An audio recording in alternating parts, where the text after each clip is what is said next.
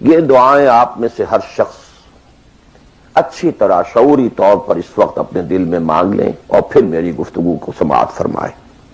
اللہم ربنا الہمنا رشدنا واعذنا من شرور انفسنا۔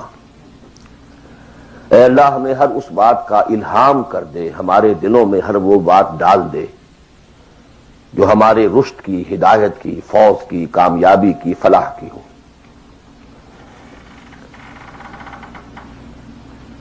اللہم ارنا الحق حقا وارزقنا اتباعہ۔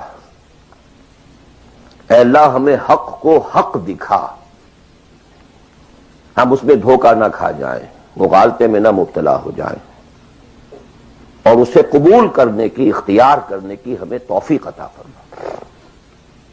محض حق کو سمجھ لینا کافی نہیں ہے، بلکہ الٹا نقصان دہ ہے اگر اسے اختیار کرنے کے لیے انسان تیار نہ ہو۔